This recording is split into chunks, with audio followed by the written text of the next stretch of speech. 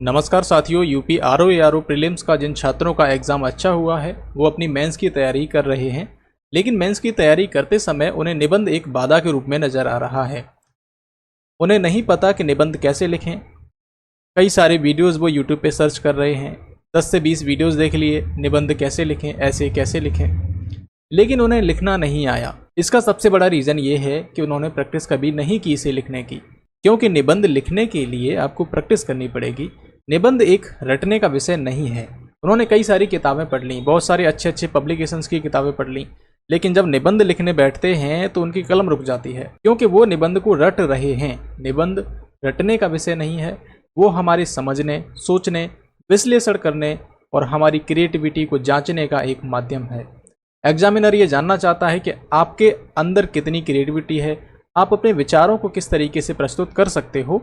और इतनी सारी चीज़ें तभी हो सकती हैं जब हम निबंध पर थोड़ी बहुत प्रैक्टिस कर लेंगे। तो इस वीडियो में मैं आपको बताऊंगा कि निबंध कैसे लिखा जाता है, कैसे आप किसी भी विषय पर 400 से 500 शब्दों में लिख सकते हैं, 600 शब्दों में लिख सकते हैं, 1000 शब्दों तक लिख सकते हैं। तो वो आज की इस क्लास का हमारा विषय रहेगा। आगे बढ़ने से पहले मैं यहाँ पर एक बात करना चाहूँगा। मेरा ये छोटा सा चैनल है जिस पर अभी ज़्यादा सब्सक्राइबर नहीं है। हालांकि मैं अपने कंटेंट पर बहुत मेहनत करता हूँ, लेकिन बहुत सारे छात्र या स्टूडेंट्स ऐसे होते हैं जिन्हें लगता है कि ये चैनल छोटा है, और ये चैनल छोटा होने की वजह से हम जो डिमांड कर रहे हैं, हमारी जो डिमांड है, हम जो लेना चाह रहे हैं वो हमें यहाँ से नहीं मिल सकता। तो ऐसा नहीं है मेरे दोस्तों। जो चैनल छोटा होता है वही ज़्यादा मेहनत करता है, क्योंकि वो चाहता है कि अगर मैं ज़्यादा मेहनत करूँगा तो लोग मुझसे ज़्यादा जुड़ेंगे। तो इसलिए अगर आपको लगता है कि ये चैनल छोटा है, इस पर कुछ नहीं बताया जाएगा, तो आप वीडियो को यहीं पर स्किप कर सकते हैं। अगर आप सीरियस हैं कि निबंध को कैसे लिखना है, कैसे हमें उसमें पारंगत होना है, तो आप इस वीडियो में अंत तक मेरे साथ बने रहें। हम तैयारी कर रहे हैं आरओ एआरओ मेंस की। अब आरओ एआरओ मेंस की तैयारी करने से पहले हमें निबंध आना ज़रूरी है, निबंध लेखन आना ज़रूरी है। अब निबंध लेखन जानने के लिए हमें क्या करना है? सबसे पहले देखना है प्रश्न पत्र जो पिछले वर्ष में निबंध आए हैं उनके बारे में समझना है।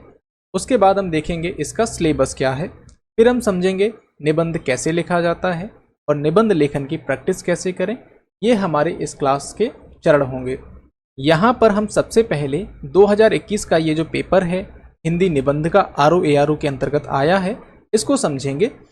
आरओ एआरओ के अंतर्गत आपको निबंध लेखन के लिए 3 घंटे का समय मिलता है, जिसमें अधिकतम अंक जो आपके होते हैं, जो आपका मार्क्स होते हैं, वो 120 मिलते हैं। हमें प्रत्येक खंड में से एक एक विषय का चयन करके टोटल 3 निबंध लिखने होते हैं, और प्रत्येक की शब्द सीमा 600 है। मतलब हमें 600 शब्दों में ये जो निबंध है अपना, एक निबंध उसको लिखना है, फिर दूसरा 600 शब्दों में और तीसरा 600 शब्दों में। इस प्रकार से हमें लगभग आप कह सकते हैं कि 1800 शब्दों में ये तीनों निबंध लिखने होंगे। पहले हम ब्रीफ में ये जान लेते हैं कि आखिर निबंध आते कैसे हैं। तो देखिए, ये निबंध का पेपर है 2021 का। पहला खंड हम देखते हैं।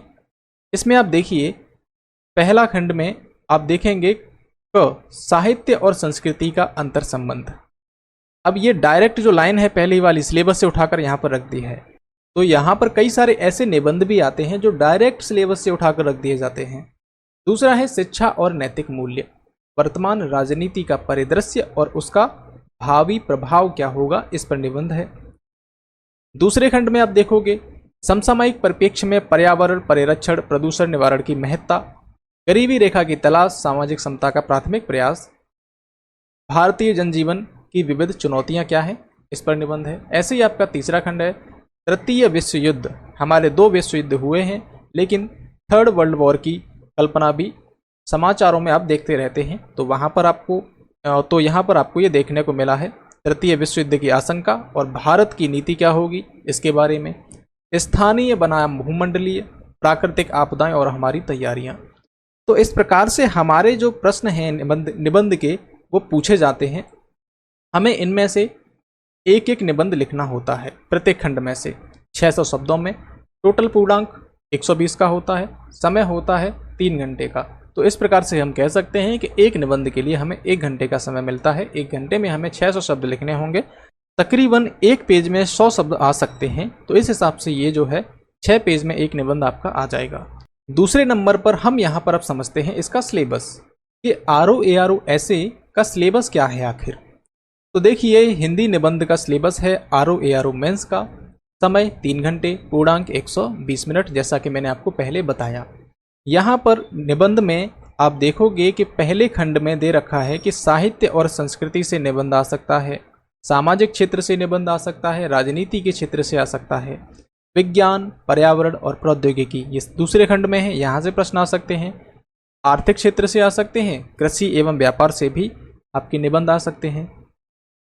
राष्ट्रीय एवं अंतर्राष्ट्रीय घटनाक्रम जो चल रहा है उससे निबंध आएगा। प्राकृतिक आपदाएं, भूस्खलन, चक्रवात, भूकंप, बाढ़, सूखा, इससे प्रश्न आएगा। जैसे कि अभी आप देखोगे कि उत्तराखंड में जो आपका प्राकृतिक आपदा आई है, वहाँ पर नदी में एकदम से बाढ़ सी आ गई, तो कई सारा जो मकान वगैरह थे वो बह चुके हैं। तो यहाँ से भी प्रश्न आ सकता है, यहाँ से निबंध बन सकता है। तो ऐसी जगहों से भी ये निबंध उठा लेते हैं। राष्ट्रीय विकास योजनाएं, यहाँ से प्रश्न आएगा, यहाँ से निबंध आएगा। तो ये हमारा सिलेबस है। प्रत्येक निबंध 40-40 नंबर का होगा। इस हिसाब से आपके टोटल 120 हुए। हमने निबंध का पेपर देख लिया RO ARO में, निबंध का सिलेबस समझ लिया कि कहाँ कहाँ से प्रश्न बन सकते हैं। जैसे कि यहाँ पर आपको हमने दिखाया था कि जो 2021 का पेपर है, साहित्य और संस्कृति में अंतर संबंध पूछा गया था, जो कि आप देख सकते हो यहाँ पर डायरेक्ट जो है सिलेबस से प्रश्न उठाकर रख दिया है। तो ऐसा भी यहाँ पर हो सकता है। सबसे पहले हम यहाँ पर देखेंगे कि निबंध लेखन की शुरुआत कैसे करें, कैसे हम निबंध को लिखना स्टार्ट करें। फिर हम देखेंगे इसकी प्रैक्टिस कैसे करें, और स्पेशली RO ARO के लिए आप कैसे तैयारी करोगे, उसके बारे में मैं अंत में विचार करूँगा। तो सबसे पहले हम समझते हैं निबंध क्या है। निबंध नि प्लस बंध इनसे मिलकर बना है। इसका मतलब है अच्छी तरह से बंधा हुआ, गुथा हुआ। मतलब हम जो निबंध लिखेंगे उसमें हमारे जो विचार होंगे, जो हमारे भाव होंगे, जो तथ्य होंगे, वो सब एक दूसरे से इंटरकनेक्टेड होंगे। और जब चीज़ें एक दूसरे से इंटरकनेक्टेड होती हैं तो पढ़ने वाला कभी बोर नहीं होता। तो हमें निबंध कैसा लिखना है? ऐसा लिखना है कि जब एग्जामिनर चेक करे तो वो कहे कि हाँ, वाकई में बहुत ही क्रिएटिव बच्चा है, बहुत ही शानदार इसने लिखा है, और उसको बोरियत फील ना हो। ऐसा किस तरीके से आप लिख सकते हो? तो निबंध की 3 कसौटियाँ हैं जिन्हें आपको समझना चाहिए। पहला है कसावट, उसके जो पॉइंट्स हैं एक दूसरे से इंटरकनेक्टेड हों। प्रभावशाली भाषा, भाषा जो है आपकी विषय के अनुकूल हो। मान लीजिए इकोनॉमी से प्रश्न है तो आपको इकोनॉमी के उसमें कई सारे शब्द GTB, GNP इस तरीके के शब्दों का यूज़ करना होगा। और पॉलिटी से अगर प्रश्न आया तो हमें संघवाद, संविधानवाद, ऐसे ऐसे शब्द जो होते हैं वो विषय से जुड़े हुए होते हैं, उनका प्रयोग करना होगा। तो हमारा निबंध कैसा होगा? थोड़ा प्रभाव दर्शाएगा अपना। साथ ही हम यहाँ पर किसी का कथन यूज़ कर सकते हैं, कोटेशन यूज़ कर सकते हैं। विषय के अनुसार शब्दों का चयन करना चाहिए हमें। साथ ही यहाँ पर एक बात ये जानना जरूरी है कि ये सब निबंध मूर्त निबंध हैं जो RO ARO के अंतर्गत आते हैं। जैसे आप देखोगे इसमें कोई भी निबंध अमूर्त नहीं है। निबंध 2 कैटेगरी के होते हैं, एक होता है मूर्त और दूसरा होता है अमूर्त। मूर्त क्या होता है? जो विषय हमने यहाँ पर देखे, भारतीय समाज, आर्थिक क्षेत्र, कृषि एवं व्यापार। अमूर्त क्षेत्र की बात करें तो वो फिलॉसफी से जुड़े हुए विषय होते हैं, आत्मा, परमात्मा, ये सब चीज़ें उसमें पूछी जाती हैं। यहाँ आपको RO ARO के अंतर्गत ऐसी चीज़ें देखने को नहीं मिलेंगी। वो सब UPSC के अंतर्गत ऐसे प्रश्न बनते हैं। साथ ही यहाँ पर तीसरी कसौटी ये है विषयानुकूलता। हम जिस भी निबंध को लिखना प्रारंभ कर रहे हैं तो उसमें जो भी बातें हम लिखेंगे, जो तथ्य हम लिखेंगे, वो उस निबंध से मिलते जुलते हों। निबंध का जो विषय है, जो चीज़ पूछी गई है, उससे संबंधित हों, ना कि हम उसमें कोई अन्य ही रामायण लिखकर चले आएँ। तो जो लिखने वाला, जो पढ़ने वाला होगा, वो क्या कहेगा कि बड़ा ही धोखा किया है हमारे साथ, आपने पूछा कुछ किया, लिख कुछ और रहे हो, हम तो इसको बिल्कुल नहीं पढ़ेंगे। तो ये 3 कसौटियाँ हैं एक अच्छे निबंध की। यहाँ पर हम कथनों का प्रयोग करें, विषय के अनुसार शब्दों का चयन करें, तर्क और विश्लेषण को हमें महत्व देना है, और जिस जिस जगह आंकड़ों की ज़रूरत हो, डेटा की ज़रूरत हो, वहाँ पर आप विद सोर्स के डेटा लिखोगे तो जो पढ़ने वाला व्यक्ति होगा वो कहेगा कि वाकई में शानदार लिखा है किसी ने भी। अब निबंध लेखन का फॉर्मेट क्या होना चाहिए वो यहाँ पर पहले समझते हैं। सबसे पहले हम लिखेंगे प्रस्तावना, या फिर जैसे आप कहोगे भूमिका। ये संक्षिप्त होनी चाहिए और बहुत ही प्रभावशाली होनी चाहिए। थोड़े से वाक्यों में निबंध की जो मुख्य विषय वस्तु है उसका परिचय हमें अपनी भूमिका के अंतर्गत दे देना है। फिर हम आएंगे मेन बॉडी पर, मुख्य भाग पर। निबंध की विषय वस्तु, इसका हमें विस्तृत विवेचन करना है। जो भी हमारा कंटेंट होगा, जिस भी विषय पर निबंध पूछा गया है उसके बारे में विस्तार से हम इस जगह लिखेंगे। यहाँ पर हमने छोटा सा परिचय दे दिया। मान लीजिए 600 शब्दों का है तो हम 50 से 60 शब्दों में यहाँ पर अपनी भूमिका लिख सकते हैं। अगर आप इसको कम में लिखना चाहें तो भी लिख सकते हैं। वैसे 50 से 60 शब्द यहाँ पर बहुत हैं। मुख्य भाग के अंतर्गत आप लिखोगे मुख्य भाव, विचार, प्रमाण के साथ में और उदाहरण के साथ में जो भी आप बात कहोगे वो करोगे, और जितने भी पॉइंट्स आप बनाओगे वो सब एक दूसरे से इंटरकनेक्टेड हों। ऐसा ना हो आपने एक बात यहाँ पर कर दी और वही बात आप जाकर यहाँ पर भी कर रहे हो और इन दोनों का कोई भी कनेक्शन नहीं जुड़ पा रहा है। ऐसा नहीं करना है। साथ ही यहाँ पर सरल, स्पष्ट एवं प्रभावशाली भाषा का यूज़ करना है। निष्कर्ष आपको लिखना है, अपना सुझाव दे सकते हैं, अपना विचार रख सकते हैं, या फिर गवर्नमेंट की कुछ चीज़ें हैं उनमें कुछ इनिशिएटिव दिखा सकते हैं अगर प्रश्न ऐसा बनता है, और ये सकारात्मक होना चाहिए आपका। और इसमें सबसे बड़ी बात ये ध्यान रखना कि आप इस तरीके से लिखना मत कॉपी में कि प्रस्तावना या भूमिका, उसके बाद फिर हम ये चीज़ लिखेंगे, फिर हम लिखेंगे मुख्य भाग, फिर ये चीज़ लिखेंगे। ऐसा नहीं करना है। आपको ऐसे लिखना है, वो खुद ही समझ लेंगे कि ये प्रस्तावना है, फिर ठीक है, फिर यहाँ से मेन बॉडी आपकी चलने लगी और फिर फाइनल में आपको कन्फ्यूजन देना है थोड़ा सा, इस तरीके से। अब हम यहाँ पर समझेंगे कि जो ऊपर हमने बातें जानी उनको व्यवहार में कैसे अप्लाई करें। साथ ही कुछ नई बातों को भी यहाँ पर जानेंगे, जैसे कि इसकी ड्राफ्टिंग क्या है, इंट्रो, मेन बॉडी, कंक्लूजन, ये तो समझ लिया, नंबरिंग क्या है, ये सब समझेंगे। तो यहाँ पर मैंने एक उदाहरण लिया है, भारत में किसानों की बढ़ती आत्महत्या चिंता का विषय है। मान लीजिए ऐसा निबंध आया ROARO के अंतर्गत। तो यहाँ पर मेरा सबसे पहले काम ये होगा प्रश्न को पढ़ना। ठीक है, मैं 1-2 बार प्रश्न को पढ़ूंगा और समझूंगा। तो जब मैं पढ़ूंगा तो समझूंगा, क्या समझूंगा, बात कहाँ की जा रही है, भारत की। भारत में किसकी, किसानों की बात की जा रही है। और क्या बात की जा रही है, बढ़ती हुई आत्महत्या। किसान जो है लगातार आत्महत्या कर रहे हैं, वो चिंता का विषय है। मतलब इंडिया के लिए अच्छी बात नहीं है, ये बहुत ज़्यादा चिंताजनक बात है, इस पर हमें विवेचना करनी है। तो हमने ये समझ लिया, हमारा ये निबंध है, ये पूछा जा रहा है। अब सेकंड नंबर पर हमें क्या करना है, ब्रेन स्टॉर्मिंग करनी है। ठीक है, अपने दिमाग में हमें सोचना है कि ये जो निबंध है आपका, ये जो निबंध है हमारे GS के किन किन टॉपिक्स को कवर कर रहा है। तो मैं यहाँ पर सोचूंगा कि ये जो है सबसे पहले तो आर्थिक जो है हमारी इकोनॉमी है उसको टच कर रहा है। जैसे किसान जो है आत्महत्या क्यों करेगा, उस पर कर्ज हो जाता है। कर्ज क्यों होगा, फसल का उचित रेट नहीं मिलता उसको। फसल का उचित रेट ना मिलने का कारण APMC है, MSP है, ऐसे बहुत सारे फैक्टर हैं। साथ ही यहाँ पर एक और चीज़ है, सोसाइटी से कनेक्ट होगा ये, क्योंकि किसान है उस पर परिवार की जिम्मेदारियाँ भी हैं। किसी को बेटी की शादी करनी है तो किसी को कुछ करना है, तो ये फैमिली का प्रेशर भी है। दूसरा यहाँ पर ये है, ये एनवायरनमेंट से भी जुड़ रहा है। जलवायु परिवर्तित हो रही है, कभी भी बारिश हो रही है, कभी बारिश हो ही नहीं रही, सूखा पड़ रहा है, तो ये क्या हो रहा है, फसल यहाँ पर उसकी बर्बाद हो रही है। राजनीति की अगर हम बात करें तो MSP है, कई सारी ऐसी पॉलिसीज़ होती हैं गवर्नमेंट की जो अच्छे से इम्प्लीमेंट नहीं हो रही। विभिन्न सरकारी योजनाएं ऐसी होती हैं जो किसानों तक टाइम से नहीं पहुंच पाती। साथ ही यहाँ पर लीगल कैसे जुड़ेगा, बैंक से नोटिस आ जाते हैं, कोर्ट से नोटिस आ जाते हैं, उनकी भूमि वगैरह जब्ती के नोटिस आ जाते हैं। इस प्रकार से उस पर एक मेंटल प्रेशर क्रिएट होता है और वो आत्महत्या की ओर बढ़ने लगता है। तो हमने सोचा कि हमारा ये जो टॉपिक है हमने अपने ब्रेन में अभी सोच लिया है। पहले हमने क्या किया, प्रश्न पढ़ा। दूसरे में हमने देखा कि GS में कहाँ कहाँ ये टच हो रहा है, तो हमने कहा इकोनॉमी, सोसाइटी, एनवायरनमेंट, पॉलिटी और लीगल, यहाँ से ये टच हो रहा है। अब हमें तीसरे नंबर पर क्या करना है, हमने ये सोच लिया कि हमारे ये पॉइंट हो सकते हैं। यहाँ पर हमें कुछ डेटा भी सोच लेना चाहिए, जैसे कि NCRB का डेटा क्या कहता है कि कितने किसान यहाँ पर आत्महत्या कर रहे हैं, 2021 में क्या स्थिति रही, 2022 में क्या स्थिति रही, और साथ ही कुछ जो हमारी फसल से संबंधित योजनाएं हैं सरकार की, वो भी ध्यान में रखनी होंगी। उसके बाद हम अब क्या करेंगे, तीसरे नंबर पर ड्राफ्टिंग। ड्राफ्टिंग में हम क्या करेंगे कि पहले हम इंट्रो लिखेंगे, फिर मेन बॉडी, फिर कंक्लूजन, जैसा कि मैंने आपको पहले बताया था। लिखेंगे कैसे, हम नंबरिंग करेंगे। तीसरे नंबर पर हम क्या करेंगे, ड्राफ्टिंग के अंतर्गत ही हम नंबरिंग करेंगे कि इंट्रो में मुझे ये बात लिखनी है, एनसीईआरटी का डेटा देना है और कुछ अन्य जुड़ी हुई बातें लिखनी हैं।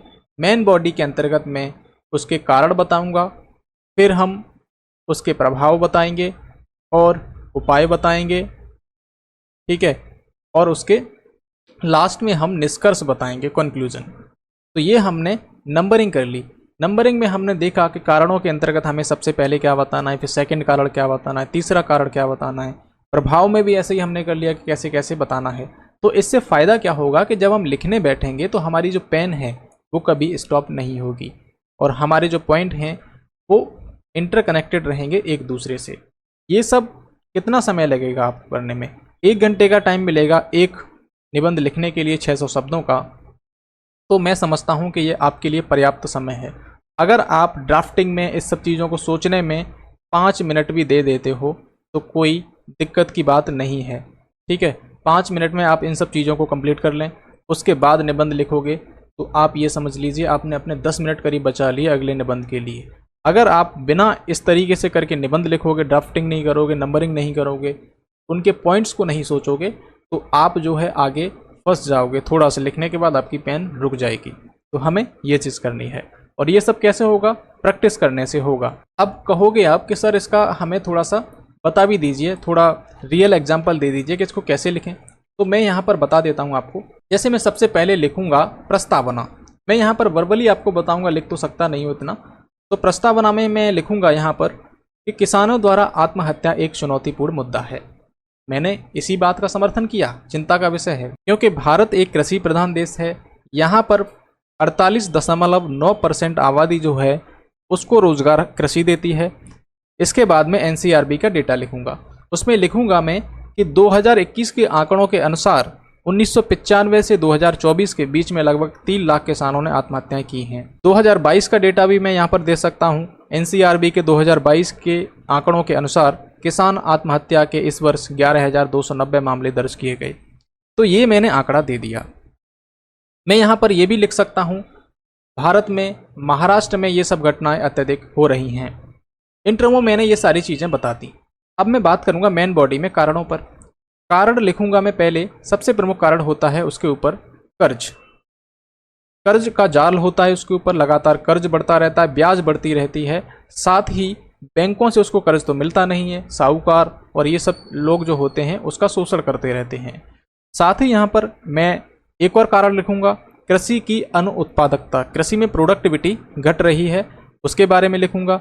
रसायन, बीज, इन ये सब चीज़ें हैं वो किसान तक नहीं पहुँच रही। अगला कारण मैं लिखूंगा जलवायु पर, पर्यावरण पर, कि पर्यावरण जो है, जलवायु जो है उसका परिवर्तन हो रहा है, जिससे क्या हो रहा है, बाढ़ आ जाती है, कभी वर्षा होती नहीं है, सूखा पड़ जाता है। ये सब चीज़ें यहाँ पर मैं लिखूंगा।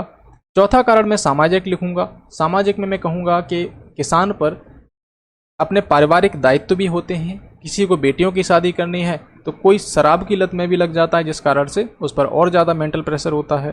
साथ ही यहाँ पर मैं बताऊँगा राजनीति के अंतर्गत कई सारी ऐसी योजनाएं हैं जिनका क्रियान्वयन जो है हो रहा है, लेकिन वो किसानों तक उनकी पहुँच नहीं हो पा रही। एमएसपी में थोड़ी गड़बड़ियाँ हैं, एपीएमसी मंडी जो है उसमें थोड़ी गड़बड़ियाँ हैं। यहाँ पर मैं इसका जिक्र कर सकता हूँ।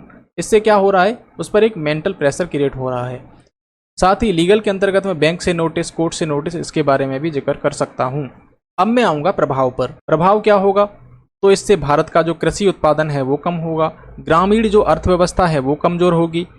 साथ ही समाज में प्रभाव पड़ेगा बच्चों पर, महिलाओं पर सबसे ज़्यादा, क्योंकि जो व्यक्ति आत्महत्या करेगा उसके घर में जो बच्चे होंगे, महिलाएं होंगी, सबसे ज़्यादा वही लोग प्रभावित होंगे। अगला क्या होगा हमारा प्रभाव, वैश्विक जो व्यापार है वो अनियंत्रित हो जाएगा, वो प्रभावित होगा। इसके बाद मैं क्या करूँगा, इसके उपाय लिखूँगा, उसके बाद में कंक्लूजन लिखूँगा। ठीक है, तो ये सब चीज़ें आपको इस तरीके से लिखनी है। मैं यहाँ पर पूरा नहीं बताऊँगा आपको।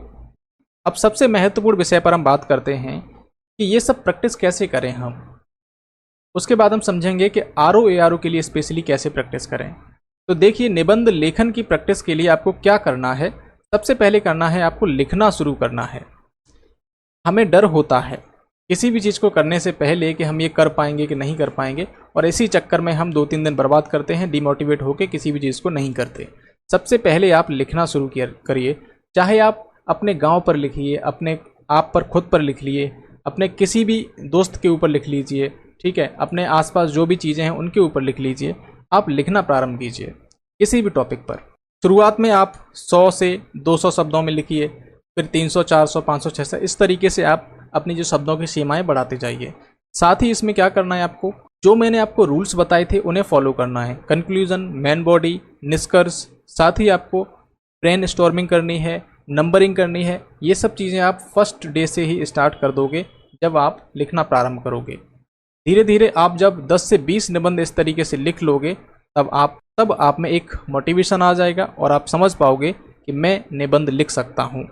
निबंध की प्रैक्टिस के लिए सबसे बढ़िया साधन हमारे लिए न्यूज़पेपर होते हैं। जो उसमें घटनाक्रम होते हैं उनको हमें पढ़ना चाहिए। अब जैसे कि ये हमारा एक एडिटोरियल है, दैनिक जागरण में आज की खबर थी, ये मैंने यहाँ पर लगाया। शायद इसके फ़ॉन्ट आपको दिखाई नहीं दे रहे होंगे, लेकिन जो मेन हेडलाइन है उसको समझिए।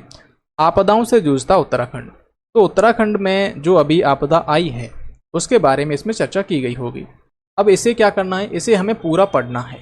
पढ़ने के बाद क्या करना है, हमें अपने लैंग्वेज में, अपनी भाषा में लिखना है, एक निबंध के फॉर्मेट में। इसमें जो भी हमने पढ़ा है वो सब चीज़ें हमें अपने हिसाब से लिखनी है, एक ऐसे के फॉर्मेट में। ऐसा आपको करीब 4 से 5 दिन तक करना है। 4 से 5 दिन में आप करीब 10 से 15 ऐसे जब लिख लोगे, उसके बाद आपको क्या करना है, आपको कोई भी किताब ले लेनी है PYQ की। जो आपके RO ARO एग्ज़ाम हैं उसके पिछले वर्षों में जो ऐसे आए हैं उनके PYQ की आप कॉपी ले लीजिए, किताब ले लीजिए, किसी भी मार्केट से जाके, दुकान से जाके, किसी भी पब्लिकेशन की आप ले सकते हैं।